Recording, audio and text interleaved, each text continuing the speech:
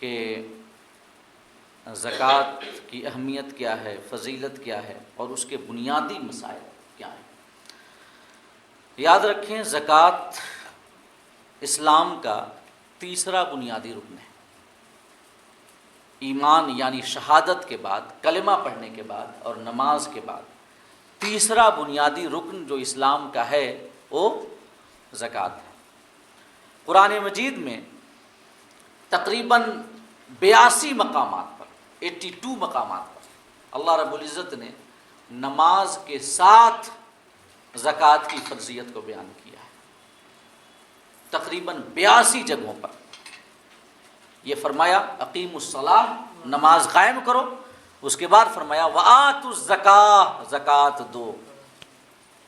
اور ہر جگہ پر اگر آپ غور کریں تو اللہ پاک نے نماز کا حکم پہلے دیا ہے اور زکوٰۃ کا حکم نماز کے بعد دیا ہے اللہ رب العزت نے۔ تو اس کی پہلی وجہ تو یہی ہے کہ نماز کی فضیلت زکوٰۃ سے زیادہ ہے، پہلی حکمت یہی ہے، کیونکہ نماز دوسرا بنیادی رکن ہے۔ شہادت کے بعد، یہ گواہی دینے کے بعد کہ اللہ ایک ہے، ہمارے آقا اللہ کے رسول ہیں، دوسرا بنیادی رکن نماز ہے، اور پھر جو تیسرا نمبر ہے وہ زکوٰۃ کا ہے۔ لہٰذا اللہ پاک نے پہلے نماز کا حکم دیا، اس کے بعد زکوٰۃ کا حکم دیا۔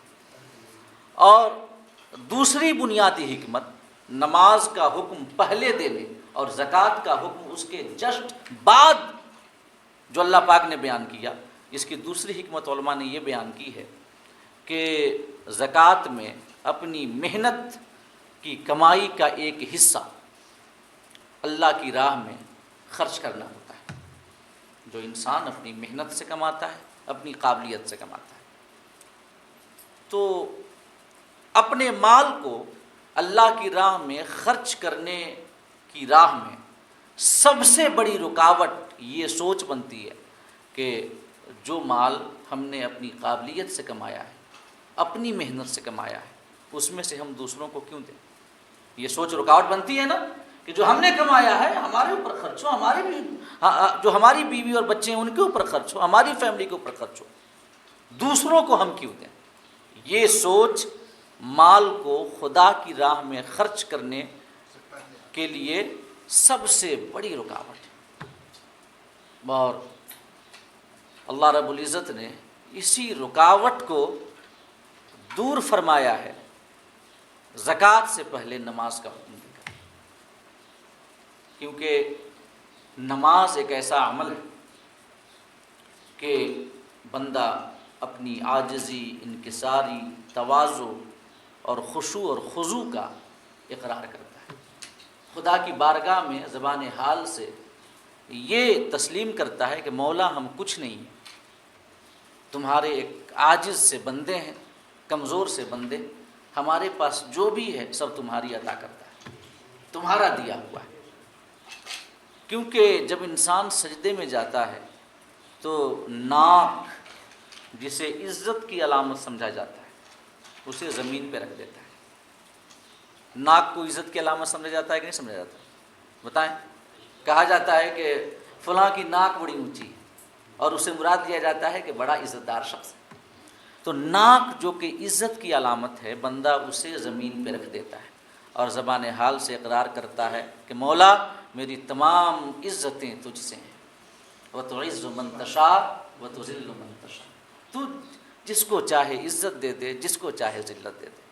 ہماری عزتیں، ہماری رفعتیں، ہماری شانیں سب تمہاری عطا سے ہیں، اس میں ہماری اپنی قابلیت کا یا اپنی محنت کا کوئی عمل دخل نہیں۔ اب پیشانی، جو کہ اقبال اور نصیبے کی نشانی سمجھی جاتی ہے، پیشانی، اونچی پیشانی بلند نصیبے کی علامت سمجھی جاتی ہے، اپنی پیشانی بھی وہ خدا کی بارگاہ میں زمین پہ، مٹی پہ رکھ دیتا ہے اور زبان حال سے یہ عرض کرتا ہے کہ مولا ہماری قسمت میں جو بھی ہے، یہ ہماری اس اونچی پیشانی، اور اس سے مراد قسمت، کہ ہماری اونچی پیشانی کی وجہ سے نہیں ہے، بلکہ سب تمہاری عطا سے ہے اور تمہارے فضل سے ہے، تو نے ہمیں دیا ہے۔ یہ نماز کا اثر ہے جو ہماری سوچ پہ مرتب ہوتا ہے، اور اگر نہیں ہوتا ہے تو ہونا چاہیے۔ یہ نماز کی روح ہے۔ ان الصلاۃ تنہی عن الفحشاء والمنکر، جو نماز کا اثر ہماری سیرت اور کردار پہ ایک ہونا چاہیے۔ اگر نماز سے یہ سوچ ہمارے اندر پیدا نہیں ہوتی کہ مولا میری عزتیں تم سے ہیں، میری تمام دولتیں، نعمتیں اور جو بھی مال ہم نے کمایا ہے سب تمہاری عطا سے ہے، اگر یہ سوچ ہمارے اندر پیدا نہیں ہوتی تو ہمیں کوشش کرنی چاہیے کہ پیدا ہو، تبھی نماز کا اثر ہماری سیرت و کردار پہ ہوگا۔ تو یہ نماز کی تاثیر ہے کہ بندے کے دل میں یہ سوچ بٹھا دیتی ہے کہ ہمارے پاس جو بھی ہے سب خدائے پاک کا عطا کرتا ہے۔ اور جب یہ سوچ پیدا ہو جائے نا کہ خدائے پاک کا عطا کردہ ہمارے پاس جو کچھ بھی ہے سب ہے، تو پھر اس مال کو خدا کی راہ میں خرچ کرنے سے پہلے ہم نہیں چچکیں گے، کوئی سوچ ہمیں نہیں روکے گی، نہیں، کیونکہ پھر ہم یہ سمجھیں گے کہ اللہ کا عطا کردہ ہے، اس کی راہ میں خرچ کریں گے وہ اور دے گا۔ وہ اللہ پاک فرماتا ہے انفقوا مما رزقناکم، قرآن مجید میں یہ مضمون کئی بار بیان کیا گیا، لوگوں اس میں سے خرچ کرو جو ہم نے تمہیں دیا، اس میں سے خرچ کرو۔ یہ خدا کا عطا کردہ مال ہے، اور پھر اپنے ہی عطا کردہ مال کو اللہ پاک بطور قرض یہ مانگتا ہے۔ من یقرض اللہ قرضا حسنا، کون اللہ کو قرض حسن دے گا؟ اور جب قرض حسن اللہ پاک فرما رہا ہے خود، تو ظاہر ہے اللہ رب العزت اسے لوٹائے گا اور نفع کے ساتھ دے گا۔ اور یہ قرآن مجید میں مضمون کئی جگہ پہ بیان کیا گیا ہے کہ مال اگر ہم اللہ کی راہ میں خرچ کریں تو اللہ پاک ہمیں اور عطا کرتا ہے۔ احادیث میں کئی جگہ پہ یہ مضمون بیان کیا گیا ہے کہ خرچ کرنے سے مال کم نہیں ہوتا، بلکہ احادیث اور قرآن میں تو یہ بیان کیا گیا ہے کہ جس مال کو خرچ نہ کیا جائے، یعنی اس کی زکوٰۃ اور جو صدقات واجبہ ہیں وہ نہ ادا کیے جائیں، تب وہ مال کم ہوتا ہے۔ آقا فرماتے ہیں کہ خشکی اور تری میں جو مال بھی تلف ہوتا ہے زکوٰۃ ادا نہ کرنے کی وجہ سے تلف ہوتا ہے، تو اللہ پاک تو اور عطا کرے گا۔ ایک قرآن کی آیت بڑی مشہور ہے، کئی بار میں آپ کے سامنے بیان کر چکا ہوں، مثل الذین ینفقون اموالهم فی سبیل اللہ کمثل حبۃ انبتت سبع سنابل فی کل سنبلۃ مئۃ حبۃ واللہ یضاعف لمن یشاء۔ اللہ پاک فرماتا ہے جو اللہ کی راہ میں خرچ کرتے ہیں ان کی مثال یوں ہے کہ جیسے کوئی شخص ایک دانہ زمین پہ ڈالے اور اس دانے سے جو پودا نکلے اس پودے میں 7 بالیں لگی ہیں، 7 بالیں، اور ہر بال میں 100 دانے، اور ملٹیپلائی کر لیجیے 700۔ اللہ پاک فرماتا ہے ایک خرچ کرو گے 700 ہم تمہیں عطا کریں گے۔ اور اس کے بعد فرمایا یہیں پر بس نہیں ہے، فرمایا واللہ یضاعف لمن یشاء، اللہ جس کے لیے چاہتا ہے اس پر بھی بڑھا دیتا ہے۔ نیت المؤمن خیر من عملی، آقا فرماتے ہیں مومن کی نیت اس کے عمل سے بہتر ہے۔ نیتوں کو ستھرا کرتے جائیے، خدا کی نعمتیں لیتے جائیے۔ ہماری نیت جتنی پاکیزہ ہوگی خدا کی بارگاہ سے عطائیں بھی اتنی کثیر ہوں گی، ہے کہ نہیں؟ تو زکوٰۃ سے مال گھٹتا نہیں بلکہ بڑھتا ہے۔ اور اگر زکوٰۃ کے لفظ پر ہی آپ غور کریں تو بات سمجھ میں آ جاتی ہے اور واضح ہو جاتی ہے۔ زکوٰۃ کا 2 معنی ہے، ایک معنی ہے ستھرا ہونا، پاکیزہ ہونا، یہ زکوٰۃ کا معنی ہے، یعنی کہ اگر زکوٰۃ ادا کریں تو ہمارا مال ستھرا اور پاکیزہ ہو جاتا ہے، اور جو مال کے خبیث اثرات انسان کی سیرت و کردار پہ پڑتے ہیں اللہ پاک ان اثرات سے ہمیں محفوظ کر لیتا ہے۔ کیونکہ یہ عام طور سے مشاہدہ ہے کہ جب مال آتا ہے تو اس کے ساتھ ساتھ شریعت سے دوری، عیش کوشی، نفس پرستی اور تمام برائیاں خود بخود آ جاتی ہیں، یہ مشاہدہ ہے۔ الا ماشاء اللہ، اللہ جس کو بچا لے اس کی قدرت سے کیا بعید ہے، لیکن اکثر ایسا ہی ہے کہ جب مال آتا ہے تو اس کے ساتھ ساتھ کچھ برائیاں آتی ہیں۔ لیکن زکوٰۃ جب کوئی ادا کرتا ہے تو مال کی وجہ سے جو برائیاں پیدا ہوتی ہیں اللہ پاک اپنی رحمت سے ہمیں ان برائیوں سے بچا لیتا ہے. یہ ایک زکوٰۃ کا فائدہ ہے. اور دوسرا فائدہ یہ ہے کہ زکوٰۃ کا دوسرا معنی ہے بڑھنا. تو زکوٰۃ ہمارے مالوں کو بڑھاتی ہے، گھٹاتی نہیں ہے. اور اللہ پاک تو سب جانتا ہے. اگر ہم ایک پیسہ بھی خرچ کریں تو وہ تو ہمارے نام اعمال میں لکھ دیا گیا ہے نا. وما تنفقوا من خیر فإن اللہ بہ علیم. اللہ پاک فرماتا ہے جو بھی تم بھلائی خرچ کرو گے اللہ اسے جاننے والا ہے. یعنی کہ ریکارڈ جو ہے ختم نہیں ہو سکتا. یعنی جو ایسا نہیں ہو سکتا کہ جیسے کہ مطلب بینک سے ایسا ہوتا ہے کبھی کبھی کہ ختم ہو گیا، کچھ پتہ نہیں ہے کون جمع کیا، کہاں جمع کیا، پورا ڈیٹا اڑ گیا. ایسا بھی ہو سکتا ہے کہ کبھی دیوالیہ ہو جاتا ہے، جو بینک ہے دیوالیہ ہو جائے پھر کچھ نہ ملے. وہاں پہ اس کا کوئی خطرہ نہیں ہے. لکھا ہوا ہے فإن اللہ بہ علیم. جو بھی تم خیر کا مال خرچ کرو گے اللہ پاک اسے جاننے والا ہے. وہاں پہ ڈیٹا کبھی اڑ نہیں سکتا اور وہ بینک دیوالیہ بھی نہیں ہو سکتا. ریٹرن ملنا یقینی ہے کہ نہیں؟ اللہ پاک ضرور عطا فرمائے گا. فإن اللہ بہ علیم. اور اس کے بعد یہ ہے نا کرامن کاتبین، جو کہ انسان جو بھی کرتا ہے سب کچھ لکھ دیا جاتا ہے. تو یہ زکوٰۃ کا فائدہ ہے. اور زکوٰۃ نہ دینے کا نقصان کیا ہے؟ دنیا میں نقصان تو یہی ہے پہلا کہ مال کے برے اثرات سے ہم نہیں بچ پائیں گے. دوسرا مال تلف کر دیا جائے گا آقا کے فرمان کے مطابق کہ خشکی اور تری میں جو مال بھی ہلاک ہوتا ہے وہ زکوٰۃ ادا نہ کرنے کی وجہ سے ہلاک ہوتا ہے. اور اس کے بعد اللہ رب العزت قرآن مجید میں اس مضمون کو بیان کرتا ہے کہ جو لوگ اپنے مال کے ساتھ بخیلی کرتے ہیں جو اللہ پاک نے انہیں عطا کیا. وقت کی قلت ہے ورنہ میں تفصیل سے بتاتا آیتیں پڑھ کر، لیکن میں مضمون آپ کے سامنے بیان کر دے رہا ہوں کہ جو لوگ اللہ کے عطا کردہ مال میں بخیلی کرتے ہیں وہ یہ نہ سمجھیں کہ وہ مال ان کے لیے بہتر ہے بلکہ وہ ان کے لیے شر ہے. قیامت کے روز اس مال کا توق ان کے گلوں میں ڈالا جائے گا. اور توق کیسے ڈالا جائے گا؟ حدیث میں اس کی تشریح آئی کہ مال کو گنجے سانپ کی شکل میں اٹھایا جائے گا. گنجا سانپ جب 1000 سال کا ہوتا ہے تو اس کے سر پہ بال اگتے ہیں، اور جب 1000 سال مزید گزر جاتے ہیں یعنی جب وہ سانپ 2000 سال کا ہو جاتا ہے تو اس کے بال جھڑ جاتے ہیں، وہ گنجا ہو جاتا ہے. آقا فرماتے ہیں کہ یہ اس کے پرانا ہونے کی جانب نشانی ہے، زیادہ عمر والے سانپ ہونے کی جانب نشانی ہے.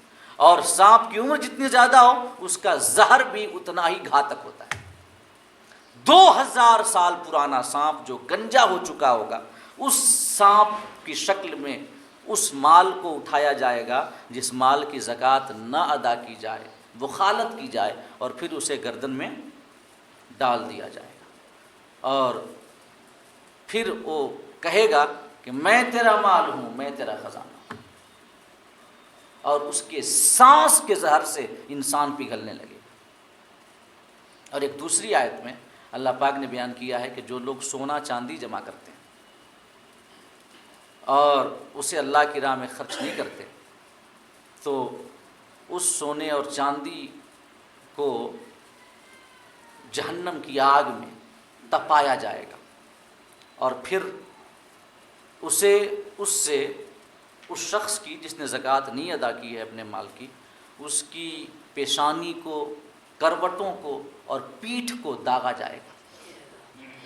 اور ایسا نہیں ہے کہ ایک سکہ کے اوپر ایک سکہ رکھ دیا جائے گا. جیسے کہ اگر جسم کم پڑ گیا یعنی کہ چھوٹا ہے جسم اور مال اور سکے بہت زیادہ ہو گئے تو ایسا نہیں ہے. حضرت عبداللہ بن مسعود فرماتے ہیں کہ ایسا نہیں ہے کہ ایک سکے کے اوپر دوسرا سکہ رکھا جائے گا، نہیں، بلکہ اس کے جسم کو اتنا بڑا کر دیا جائے گا کہ جسم کے ہر حصے پہ ایک الگ سکہ رکھا جائے گا، سکے کے اوپر سکہ نہیں رکھا جائے گا.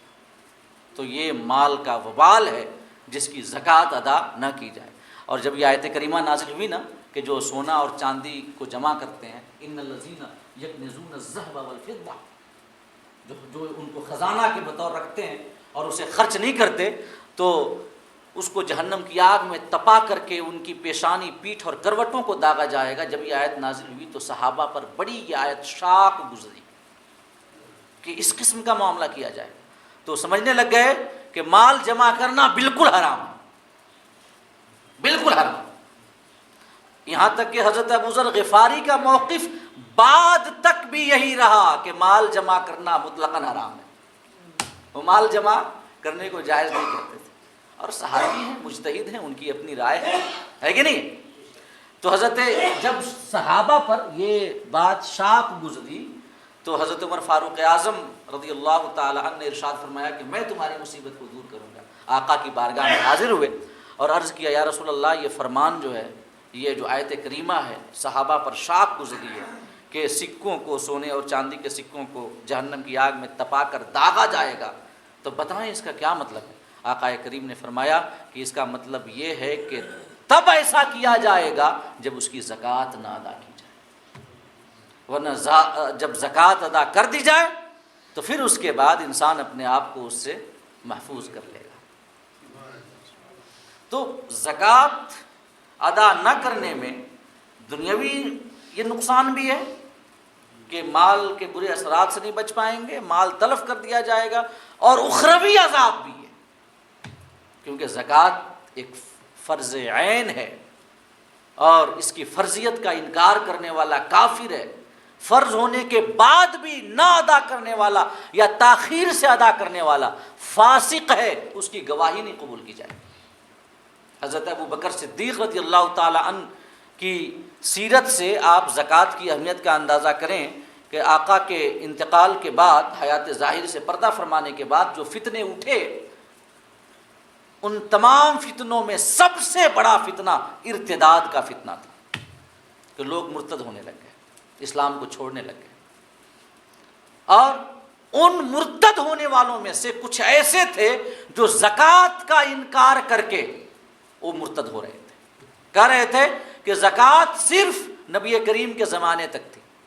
اللہ پاک نے فرمایا قرآن میں کہ خذ من اموالہم صدقہ تطہرہم وتزکیہم، اللہ پاک نے فرمایا کہ محبوب تم لوگوں کے مالوں میں سے صدقہ لو، تم لو، تاکہ انہیں پاک کر دو اور ستھرا کر دو۔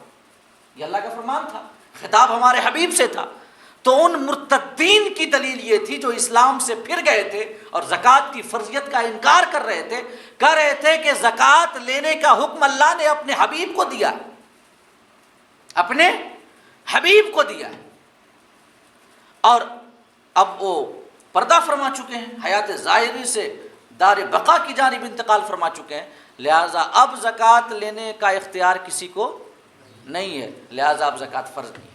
تو حضرت ابوبکر صدیق رضی اللہ تعالی عنہ تک جب یہ خبر پہنچی تو آپ نے جہاد کا حکم دیا ان کے خلاف کہ جہاد کریں گے۔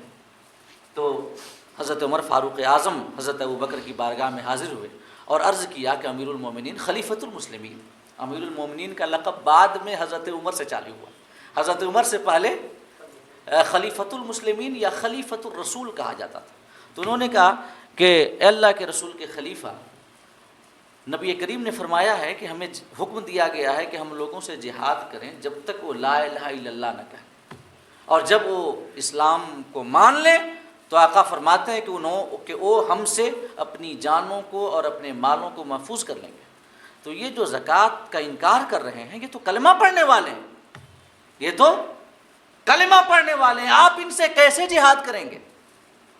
یہ تو اللہ کی وحدانیت کا اقرار کرنے والے ہیں، ہمارے نبی کی رسالت کا وہ جو ہے یقین رکھتے ہیں اور اقرار کرنے والے ہیں، تو آپ ان سے کیسے جہاد کریں گے؟ حضرت عمر نے یہ سوال پوچھا حضرت ابوبکر سے، اور یہ سوال آج بھی بار بار پوچھا جاتا ہے کہ نہیں ہے کہ نماز پڑھنے والوں سے، کلمہ پڑھنے والوں سے، خدا کے ماننے والوں کے بارے میں آپ ایسا کیسے آپ کہہ سکتے ہیں کہ ان کا ایمان سے کوئی تعلق نہیں؟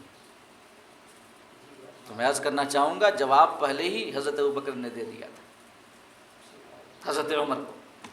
ذرا حضرت عمر کا سوال تو سن لیا آپ نے، اب حضرت ابوبکر کا جواب بھی سن لیجیے، اور پھر سوچئے یہ سوال کرنے والے کیسے ہیں کہ جو کہتے ہیں کہ جو نماز پڑھنے والے، کلمہ پڑھنے والے ہیں، آپ ان کو کیسے کہتے ہیں کہ ان کا ایمان سے کوئی تعلق نہیں ہے؟ کہ جس سوال کا جواب 1400 سال پہلے آقا نے دے دیا، حضرت ابوبکر نے دے دیا تھا، ابھی تک وہی سوال دہرا رہے ہیں۔ کیا ضرورت ہے دہرانے کی، ہے کہ نہیں؟ ایک لطیفہ ہمیں یاد آتا ہے، وقت ہے نا کچھ دیر، ایک لطیفہ ہمیں یاد آتا ہے کہ حضرت سلیمان علی نبینا علیہ الصلوۃ والتسلیم کی جب انگوٹھی گم ہوئی تھی تو آپ کی حکومت تو سب پہ تھی، جانوروں پہ، پرندوں پہ، جناتوں پہ، سب پہ حکومت تھی، تو آپ نے سب کو حکم دیا کہ میری انگوٹھی تلاش کرو۔ یہ لطیفہ کے بطور سنیں، میں اس کی اوتھینٹسٹی جو ہے، اس کی کہ یہ بات یا واقعہ سچ ہے، میں اس کا کلیم اور اس کا دعویٰ نہیں کرتا۔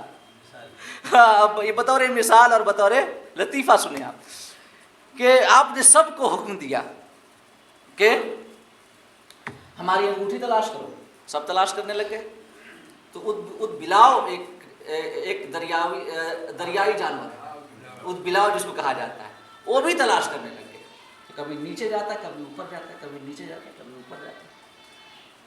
تو پھر بعد میں جب انگوٹھی مل گئی حضرت سلیمان کی تو آپ نے حکم دیا کہ اب روک دو، انگوٹھی مل چکی، اب مت ڈھونڈو۔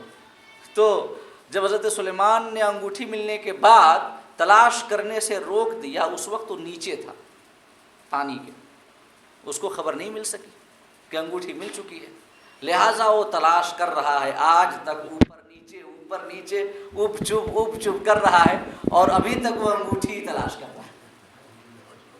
تو ایسے ہی لوگ اد بلاؤ کی طرح ہیں کہ جس کا جواب دیا جا چکا ہے، بار بار وہی سوال، تو جب جواب دیا جا چکا ہے تو سنتشٹ ہو جاؤ۔ جب حضرت عمر جیسے صحابی سنتشٹ ہو گئے، آپ کون ہیں؟ کون ہیں آپ؟ تو جب حضرت عمر نے پوچھا کہ جو لوگ اللہ کی وحدانیت کا اقرار کرتے ہیں، رسول کی رسالت کا اقرار کرتے ہیں، نمازیں پڑھتے ہیں، آپ ان سے کیسے جہاد کریں گے؟ حضرت ابوبکر صدیق نے جواب دیا کہ قسم خدا کی میں اس سے جہاد کروں گا جو نماز اور زکوٰۃ کے درمیان تفریق کرے گا، زکوٰۃ کے درمیان فرق کرے گا، کہ نماز کو فرض مانے گا اور زکوٰۃ کو فرض تسلیم نہیں کرے گا، میں اس کے ساتھ جہاد کروں گا۔ اور حضرت ابوبکر نے فرمایا، سلام ہو ان کی تربت پہ، یقیناً حضرت ابوبکر نے جس جرأت، استقلال، استقامت اور پامرتی کے ساتھ فتنہ ارتداد کا مقابلہ کیا ہے، یہ انہی کا حق ہے۔ اللہ رب العزت اپنے دین کی حفاظت کرنا جانتا ہے نا، اسی وجہ سے اس نے خلافت کے لیے حضرت ابوبکر کو چنا۔ حضرت عمر تو اعتراض کر رہے ہیں کہ کیسے آپ جہاد کریں گے، لیکن حضرت ابوبکر کا جو دل ہے اور سینہ بالکل روشن ہے اس بات کو لے کر کہ ہم حق پر ہیں، ہم جہاد کریں گے ان سے جو نماز اور زکوٰۃ کے درمیان فرق کریں گے۔ اور اس کے بعد حضرت ابوبکر نے فرمایا تھا کہ وہ بکری کا بچہ جو وہ ہمارے نبی کو دیا کرتے تھے، اگر وہ مجھے نہیں دیں گے تو میں اس بات پر بھی ان سے جہاد کروں گا۔ حضرت عمر فرماتے ہیں کہ حضرت ابوبکر نے جس یقین اور اذعان کی کیفیت کے ساتھ یہ باتیں بیان کی تو میرے دل میں بھی یہ بات روشن ہو گئی اور بیٹھ گئی کہ حضرت ابوبکر کا جو موقف ہے وہ صحیح ہے، حق میرے سامنے بھی واضح ہو گیا۔ تو جو سوال کرنے والے آج ہیں ان کو بھی سمجھ لینا چاہیے کہ حق واضح ہو چکا ہے اور یہ سوال کا جواب دیا جا چکا ہے کہ وحدانیت و رسالت کا اقرار کرنے والے جو ہیں ان کے بارے میں ہم کیسے کہہ سکتے ہیں کہ ان کا ایمان سے تعلق نہیں ہے، اگرچہ لاکھ وحدانیت و رسالت کا اقرار کریں، اگر وہ کسی فرض کا بھی انکار کریں گے تو پھر ہم یہ کہیں گے کہ ان کا ایمان سے کوئی تعلق نہیں، کسی بھی فرض کا۔ اور تمام فرضوں میں سب سے اہم فرض نبی کی تعظیم، نبی کا ادب ہے، نبی کا احترام ہے۔ اعلیٰ حضرت فرماتے ہیں کہ ثابت ہوا کہ جملہ فرائض فروع ہیں، فروع مطلب شاخیں ہیں، ثابت ہوا کہ جملہ فرائض فروع ہیں، اصل الاصول بندگی استاجور کی ہے۔ وہ ادب ہے، اصل تمام فرائض۔ اگر کوئی اس کا انکار کرے گا نا تو ہم کہیں گے کہ تمہارا ایمان سے کوئی تعلق نہیں۔ لاکھ وحدانیت و رسالت کا اقرار کر۔ اور پھر حضرت ابوبکر نے جہاد کیا اور مانعین زکوٰۃ کا آپ نے فتنہ بند کر دیا اور اس کو جڑ سے اکھاڑ پھینکا۔ تو اس سے آپ زکوٰۃ کی اہمیت کو سمجھ سکتے ہیں کہ زکوٰۃ کتنی اہم ہے۔ وقت ہو چکا ہے، مسائل کے حوالے سے بس کچھ بنیادی باتیں کہ اور جو بنیادی مسائل ہیں. زکوٰۃ اللہ رب العزت کا حق ہے جو اس کی راہ میں خرچ کیا جائے اور کسی فقیر کو مالک کر دیا جائے، اور اس کا کم سے کم نصاب، میں زیادہ تفصیل میں نہیں جانا چاہتا. آج جس کے پاس 48,500 روپے ہوں اور ان روپے پر سال گزر چکے ہوں اور یہ روپے حاجت اصلیہ سے زیادہ ہوں. حاجت اصلیہ مطلب رہنے کا گھر، سواری کے لیے گاڑیاں، خدمت کے لیے نوکر وغیرہ، کسی پیشہ سے جڑے ہوئے افراد کے لیے اس پیشہ سے متعلق اوزار یا کتابیں. تو یہ سب جو ہیں حاجت اصلیہ ہیں. ان کے علاوہ اگر کسی کے پاس 48,500 روپے ہیں جن پر سال گزر چکا ہے تو اس کے اوپر زکوٰۃ فرض ہے. اور دوسرا جو بنیادی مسئلہ میں آپ کے سامنے بیان کرنا چاہتا ہوں وہ یہ ہے کہ زیورات کا مسئلہ، کہ عورت کے جو زیور ہوتے ہیں تو دو طرح کے زیورات ہیں. ایک زیور ایک قسم کے زیورات وہ ہیں جو عورت کو مائکے سے ملے ہیں، اور یہ کچھ زیورات وہ ہیں جو کہ سسرال سے اس کو شوہر کی جانب سے دیا گیا ہے. تو جو زیورات مائکے سے ملے ہوں اس کی ملکیت اسی بیوی کے پاس ہے اور وہ خود اس کی زکوٰۃ ادا کرے یا اس کی اجازت سے اس کا شوہر یا باپ یا بھائی اس کی زکوٰۃ ادا کرے. اور جو زیور اس کو سسرال کی جانب سے ملا ہو تو عرف عام میں عام طور سے وہ شوہر کی ملکیت سمجھا جاتا ہے، لہٰذا اس کی زکوٰۃ شوہر کے اوپر ہے. یہ علماء فرماتے ہیں جو شوہر نے لا کر دیا ہو یا سسرال سے جو ملا ہو تو عام طور سے وہ شوہر کی ملکیت سمجھا جاتا ہے. زکوٰۃ سے بچنے کے لیے یہ نہیں کہیں گے کہ ہمارا تھوڑی ہے، ہماری بیوی کا ہے. حالانکہ ضرورت پڑے گی تو نکال کے بیچ دے گا، ضرورت پڑے گی تو نکال کر بیچ دے گا. تو جو شوہر نے دیا ہو اس کی زکوٰۃ وہ ادا کرے. تیسرا بنیادی مسئلہ، زکوٰۃ میں فقیر کو مالک کرنا ضروری ہے، کہ فقیر کو مالک بنا دیا جائے کہ یہ تمہارا ہے، اب تم جو چاہو اس کا کرو. فقیر کو یا مسکین جو مصارف زکوٰۃ بیان ہوئے ہیں 7 قسم کے. اب اگر کسی کو گھر میں بلا کر کھانا کھلا دے زکوٰۃ ادا نہیں ہوگی. ہاں اگر کھانا اسے دے دے کہ اب گھر لے جاؤ یا کھاؤ یہیں پر تو اب زکوٰۃ ادا ہو جائے گی کیونکہ مالک بنا دیا گیا. اگر بیٹھا کے کھلائیں گے تو اس کو اباحت کہا جاتا ہے، تملیک نہیں کہا جاتا، یعنی مالک بنانا اسے نہیں کہا جاتا. چوتھا بنیادی مسئلہ یہ میں آپ کے سامنے جو بیان کرنا چاہتا تھا وہ یہ ہے کہ نیت، زکوٰۃ ادا کرتے وقت نیت ضروری ہے، اور جب زکوٰۃ ادا کریں اس وقت نیت ہونی چاہیے دل میں کہ ہم یہ زکوٰۃ کا پیسہ دے رہے ہیں. اور اس کے پہچاننے کا طریقہ یہ ہے کہ نیت ہے کہ نہیں، کہ کوئی اگر پوچھے کہ کس قسم کا مال ہے یہ تو بلا تکلف بتا دے کہ یہ زکوٰۃ کا مال ہے، تو یہ نیت ہے. نیت کا ہونا ضروری. اگر کوئی شخص پورے سال بغیر زکوٰۃ کی نیت کے خرچ کرتا رہا، صدقہ کرتا رہا، خیرات کرتا رہا اور کوئی نیت نہیں تھی، تو اب جو ہے سال گزرنے کے بعد جو خرچ کیا ہے اس نے پورے سال میں صدقہ کی صورت میں اسے زکوٰۃ میں شمار نہیں کر سکتا کیونکہ نیت نہیں تھی. ہاں اگر پہلے ہی سے نیت ہو کہ میں زکوٰۃ دے رہا ہوں بعد میں شمار کروں گا تب شمار کر سکتا ہے. سمجھ گئے؟ پانچواں بنیادی مسئلہ یہ ہے کہ جیسے مکان کی زکوٰۃ نہیں ہے ویسے زمین کی بھی زکوٰۃ نہیں. زمین کی پیداوار پر عشر ہے، اس کا الگ مسئلہ ہے. 10واں حصہ اگر بارش کے پانی سے اناج ہوا یا فصل ہوگی یا اگر خود سے اس نے سینچائی کی تو 20واں حصہ دے گا عشر. اور اگر پلاٹس وغیرہ یہ اس نے رکھے ہیں پلاٹ وغیرہ کئی زمینیں، تو اس کا مسئلہ یہ ہے کہ اگر اس نے بیچنے کی نیت سے خریدتے ہی وقت اس کی نیت تھی کہ ہم کو بیچنا ہے تب اس کی قیمت پر بھی زکوٰۃ فرض ہے. اگر خریدتے وقت نیت تھی کہ ہم اس کو بیچیں گے اس لیے کہ پھر تجارت کی نیت آ جائے گی. اور اگر یہ نیت نہ ہو کہ بیچیں گے، بلکہ یہ نیت ہو کہ ہم رکھیں گے اسے. کیا کریں گے؟ رکھیں گے اپنے پاس. اور یہ ہو کہ جب کبھی اگر نفع ملا تو بیچ دیں گے. اگر آ گیا نا، اگر نفع ملا تو بیچ دیں گے. جب اگر آ گیا تو نیت پکی نہیں ہوئی نا. جب نیت کہتے ہیں کہ دل کا پکا ارادہ ہو.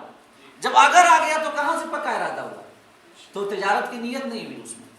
تو اگر پلاٹ خریدا، زمین، اور نیت بیچنے کی خریدتے وقت نہیں ہے، رکھنے کی نیت ہے، اور یہ خیال ہے کہ اگر نفع ملا تو بیچ دوں گا، تو اس پر زکوٰۃ واجب نہیں.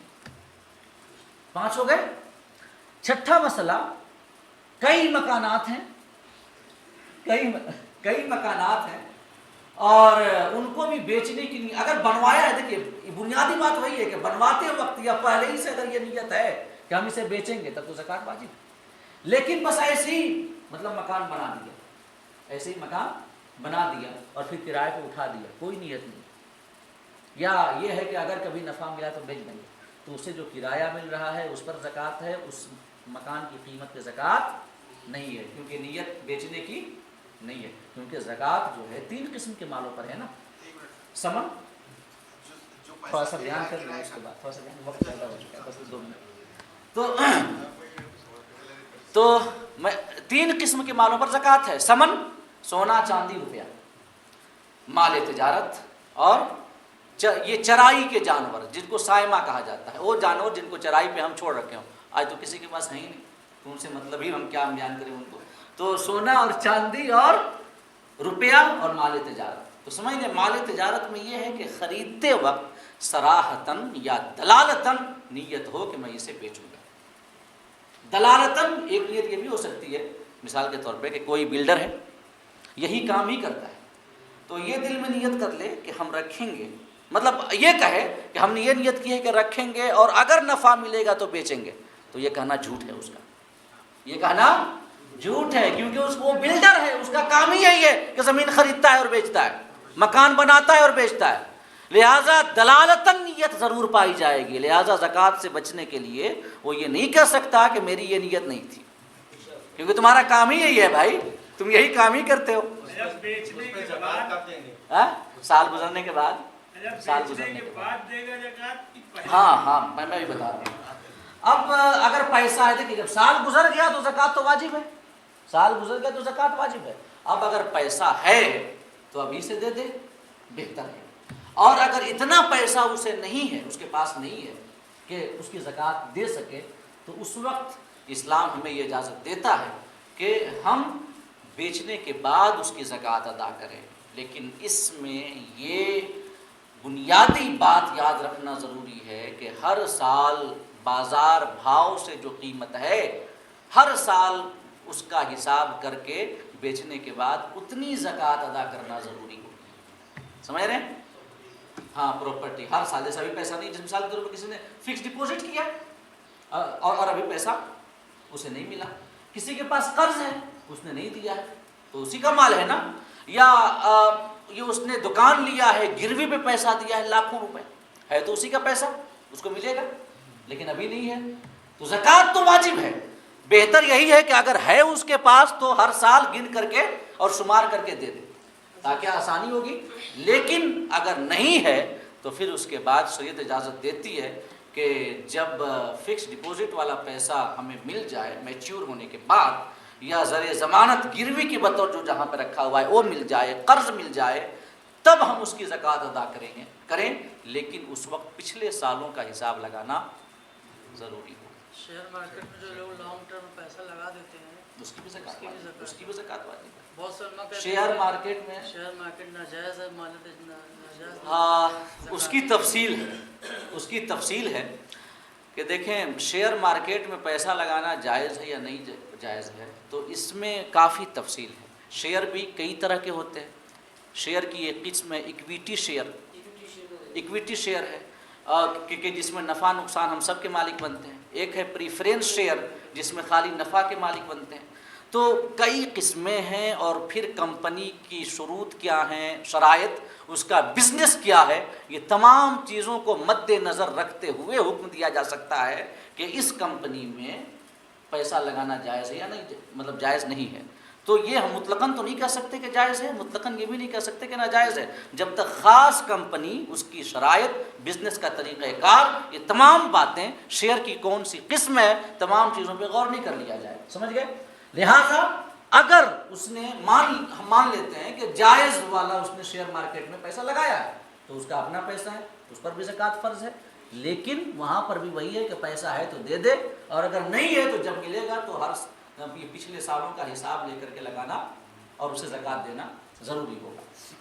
اور ایک آخری بات، زکوٰۃ کے مصارف تو پتہ ہیں جو 7 ہیں کہ جہاں پہ دینا ہے، فقیر ہے، مسکین ہے، جس کو بادشاہ اسلام نے زکوٰۃ وصولنے پہ مقرر کر رکھا ہو وہ ہے، قرض دار ہے کہ اپنی مفلسی کی وجہ سے قرض نہیں ادا کر پا رہا ہے، کوئی مکاتب غلام ہے کہ اسے مالک نے کہہ رکھا ہے کہ اتنا پیسہ دے دو تو ہم تمہیں آزاد کر دیں گے، نہیں دے پا رہا ہے تو اس کو زکوٰۃ کا پیسہ دے کر کے ہم جو ہیں یہ اس کو آزاد کروا سکتے ہیں۔ تالیف قلب مقصود ہو نان مسلم کو دینا کہ تاکہ وہ آئے، وہ کدھر آئے، اسلام کی جانب مائل ہو، متوجہ ہو، اس کو دینا جائز ہے۔ اللہ کی راہ میں کوئی جہاد کر رہا ہے، اس کے پاس ہتھیار یا گھوڑا کے لیے پیسے نہیں ہیں لینے کے لیے، سواری کی جانور، اس کو دے سکتے ہیں۔ مسافر ہے، اگرچہ مالدار ہے، اپنے گھر میں وہ مالدار ہے لیکن وہ حالت سفر میں ہے، پیسہ نہیں ہے کہ وہ جو ہے گھر پہنچ سکے، کرایہ کا ٹکٹ لے سکے، اس کو زکوٰۃ کا پیسہ دینا جائز ہے۔ یہ 7 قسمیں ہیں، اور اس میں سے ایک جو ہے نکل گیا ہے تالیف قلب والا، غیر مسلم کو دینا۔ حضرت عمر ہی کے زمانے میں حضرت عمر نے روک دیا تھا کہ یہ تب تک تھا جب اسلام کمزور تھا، اب اسلام کو غلبہ مل چکا ہے، جو چاہے اسلام لائے، جو چاہے نہ لائے، لہذا تالیف قلب کے لیے کسی کو زکوٰۃ نہیں دی جائے گی۔ تو 6 بچتے ہیں۔ تو اب ایک بات جو ضروری جو بیان کرنے کی ہے وہ ہے مدارس اسلامیہ۔ مدارس اسلامیہ، قرآن میں جو مصارف زکوٰۃ بیان ہوئے ہیں ان میں سے کسی میں مدارس اسلامیہ نہیں ہے، لیکن مدارس اسلامیہ جو کہ دینی تعلیم کا مرکز ہے، جہاں سے ہمیں علماء حفاظ ملتے ہیں، جن کی وجہ سے ہمارے دلوں میں اسلامی حمیت اور ایمانی غیرت باقی ہے، اسلام سے تعلق باقی ہے۔ آج جو ہم یہ باتیں سنا رہے ہیں تو یہ مدارس اسلامیہ ہی کی دین ہے، اگر وہ نہ ہوتے تو نہ ہم کو پتہ ہوتا، نہ ہم آپ کو جو ہے سنا پاتے۔ تو علم دین اسلام کے تحفظ کے لیے انتہائی ضروری ہے، علم دین۔ اب اگر مدارس اسلامیہ نہ رہیں تو علم دین کا حرج ہوگا، اور علم دین کا جب حرج ہوگا تو دین کا حرج ہوگا۔ اسی وجہ سے حیلہ شرعی کر کے علماء نے مدارس اسلامیہ میں زکوٰۃ کا پیسہ خرچ کرنے کی اجازت دی ہے۔ حیلہ شرعی یہ چونکہ ضرورت کے تحت ہے، کیا ہے؟ حیلہ شرعی کرنا سمجھتے ہیں کسی فقیر کو ہم نے مالک بنا دیا، کوئی فقیر ہے اس کو ہم نے مالک بنا دیا اور پھر اس نے اپنی جانب سے ہمیں واپس کر دیا کہ میں یہ آپ کو اپنی جانب سے دیتا ہوں، آپ اسے جہاں چاہیں یہ مدرسے کے کاموں میں خرچ کریں، تو یہ حیلہ شرعی ہے۔ تو حیلہ شرعی کا جو اجازت دی ہے علماء نے وہ بطور ضرورت دی ہے، لہٰذا حیلہ شرعی ہر جگہ نہیں کیا جائے، جہاں پہ ضرورت ہوگی۔ بیٹیوں کو بچی پیدا ہوئی، ہم نے اپنا سونا ان کو مطلب وقف کر دیا، اب اس سونا انہی کے لیے ہے، یہ زکوٰۃ نہیں جب تک یہ نابالغ ہے۔ یہ زکوٰۃ سے ہم نے اس کا مسئلہ پہلے بتا دیا نا کہ بیویوں کو عام طور سے جو زکوٰۃ دیتے ہیں اس کا مالک شوہر ہوتا ہے، تو بیٹی کو دیا ہے تو مالک نہیں ہوگا، مالک تو وہی ہوگا نا۔ اگر آج دیوالیہ ہو جائے تو سونا بیچ دے گا۔ یہ زکوٰۃ سے بچنے کا بہانہ ہے، یہ زکوٰۃ سے بچنے کا بہانہ اور ہیلہ ہے جو ہماری شریعت میں حرام ہے۔ ہماری شریعت میں حرام ہے ایسا ہیلہ تلاش کرنا کہ شرعی احکام سے انسان بچے، یہ حرام ہے۔ قیامت کے دن پتہ چل جائے گا کہ ہم کیا کر رہے تھے اور کیا نہیں کر رہے تھے، سمجھ گئے؟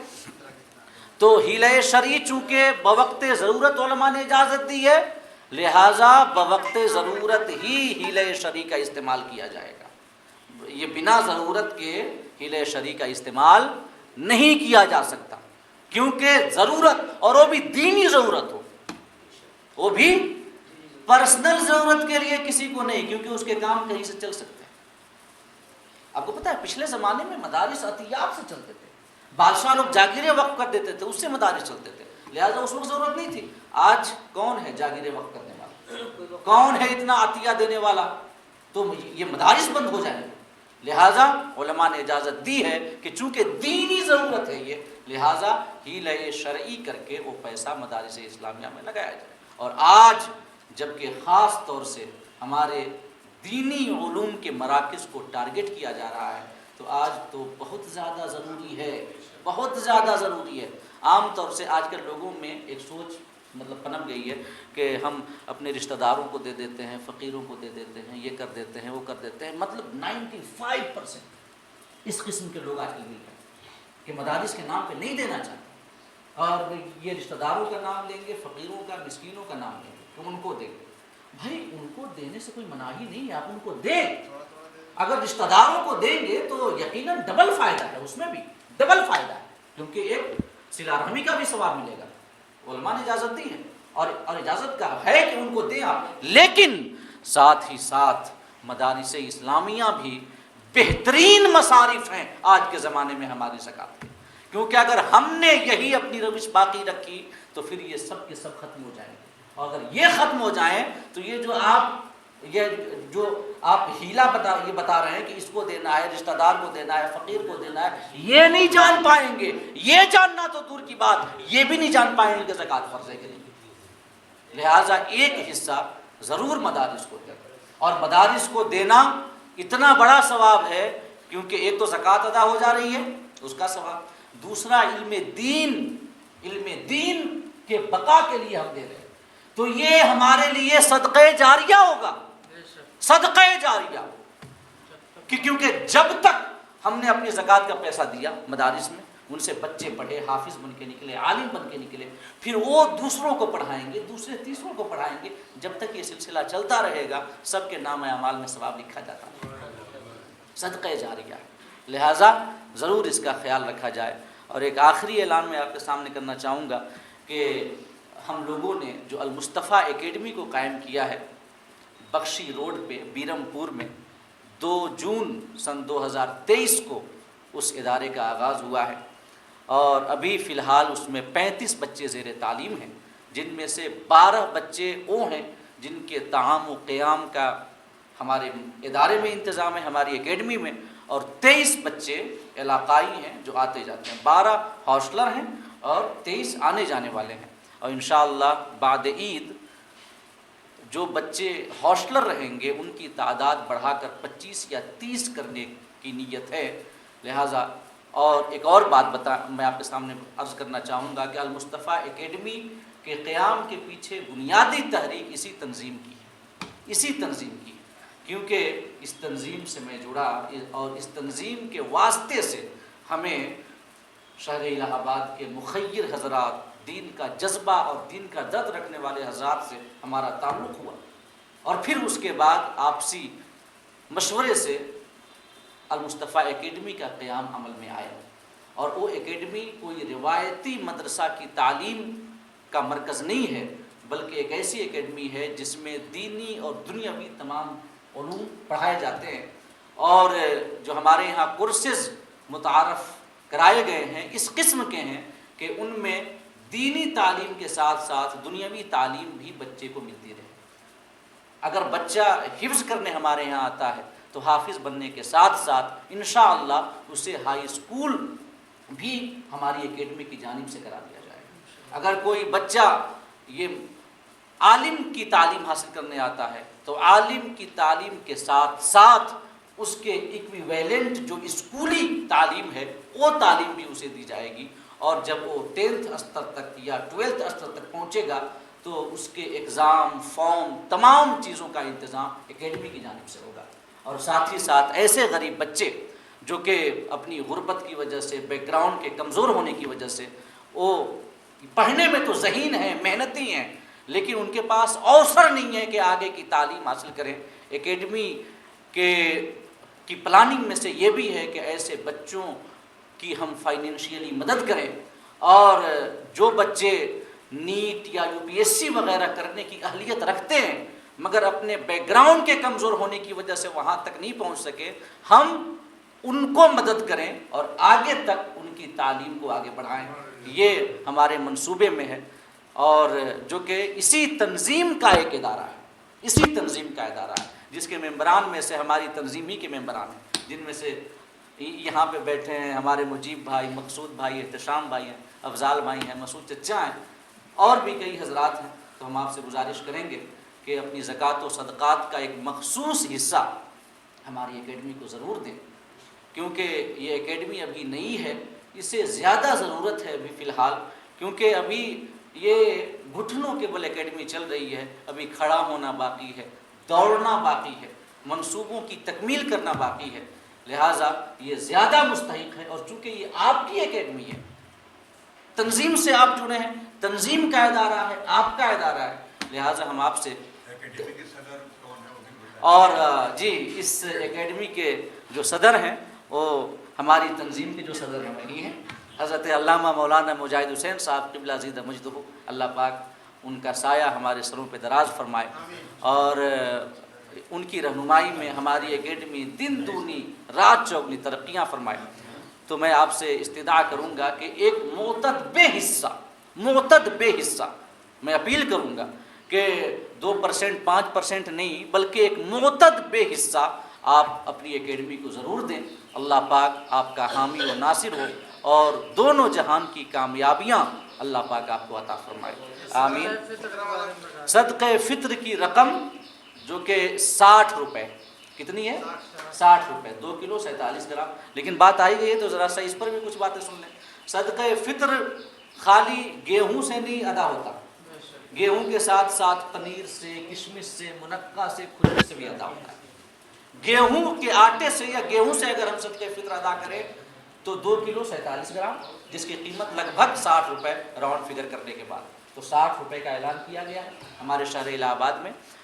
لیکن اللہ رب العزت نے جن کو نوازا ہے وہ اگر اپنی جانب سے بڑھا کے دے، کیونکہ صدقہ فطر کی مقدار کھجور، پنیر، منقع اور کشمش بھی ہے، اور وہ 4 کلو 94 گرام، 4 کلو 94 گرام، گیہوں 2 کلو 47 گرام، اور باقی چیزیں 4 کلو 94 گرام، کہ جن کی قیمت لگ بھگ 1250 بنتی ہے، لگ بھگ 1250.